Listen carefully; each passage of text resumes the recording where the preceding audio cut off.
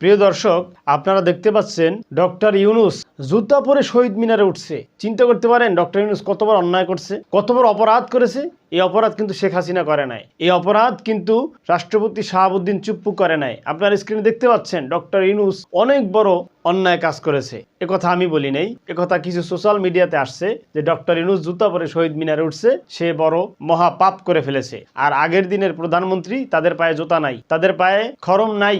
স্ক্রিনে আপনারা দেখতে পাচ্ছেন, আছে কি নাই কমেন্টে লিখে যাবেন। এই বিষয়টা সামাজিক যোগাযোগ মাধ্যমে ভাইরাল হয়। ডক্টর ইউনূস এবং প্রধানমন্ত্রী শেখ হাসিনাকে ডুয়েট করে, উপর নিচে করে এই ভিডিওটা সামাজিক যোগাযোগ মাধ্যমে ভাইরাল করা হয়। আজকে আমরা এ ব্যাপারে কয়েকটা কমেন্ট দেখবো ইনশাআল্লাহ। ইমরান হোসাইন লিখেছেন, নতুন জুতা পরে নামাজ পড়তে পারে, কোনো সমস্যা নেই। শহীদ বুদ্ধিজীবী বীর সন্তানেরা ঘুমিয়ে আছেন, তাদেরকে শ্রদ্ধা জানাই। সিকিউরিটি আর্মি অফিসার সবাই জুতা পরা আছে, একজন জুতা পরলে কি সমস্যা?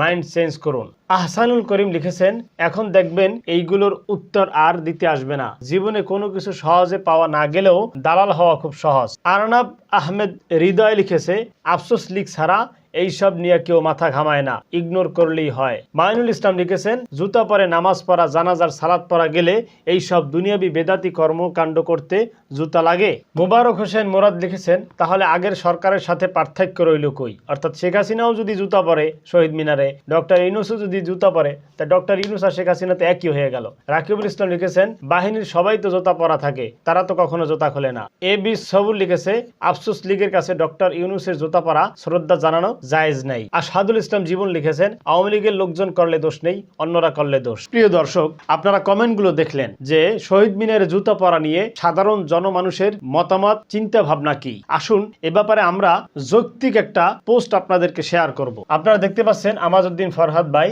এই পোস্ট করেছেন, যিনি কয়েকদিন আগে প্রথম আলো অফিসে প্রচন্ড নির্যাতনের শিকার হয়েছে ভারত বিরোধী অবস্থানের কারণে। তিনি পোস্ট করেছেন, সংস্কৃতির নামে ভণ্ডামি গুলো কি কোনোদিন বাদ হবে না? মোমবাতি জ্বালিয়ে শহীদ মিনারে ফুল দিয়ে রাষ্ট্রীয় মর্যাদার নামে লাশের সামনে পে পে বাঁশি বাজানো এতই যখন শখ, তাহলে শহীদ মিনারে গিয়ে বিরিয়ানি বানাইয়া গরিব পোলাপানরে দাওয়াত দিয়ে খাওয়া। এই জাতিরে কুত্তা মার্কা সংস্কৃতি পালন কে শিখাইল? ইটের তৈরি পিলার শহীদ মিনার হতে পারে, তবে ইটের তৈরি পিলারের সামনে ফুল দেয়াকে আমি শ্রদ্ধা মনে করি না। এখন আবার কেউ আমাকে রাজাকার বলিস না। ঢাকা বিশ্ববিদ্যালয় থেকে বের হলে যখন দেখি আমার দেশের নাগরিক রাস্তায় ঘুমায়, তখন ইটের তৈরি মিনারের সামনে ফুল দেওয়াকে আমি ডিজিটাল বৈধ অপচয় মনে করি। শহীদের নামে একটি ঘর করে দিলে 3 বেলা দোয়া করবে, তখন আর বৎসরে একবার ফুল দিয়ে শ্রদ্ধা দেখানো লাগতো না। এই যে পোস্টটা করেছেন আমাজউদ্দিন ফরহাদ ভাই, সেখানে 946টা রিয়েক্ট পড়ছে, প্রায় সবগুলোই লাইক এবং লাভ, 87টি কমেন্ট, 45টা শেয়ার পড়েছে। প্রিয় দর্শক, দেখলেন তো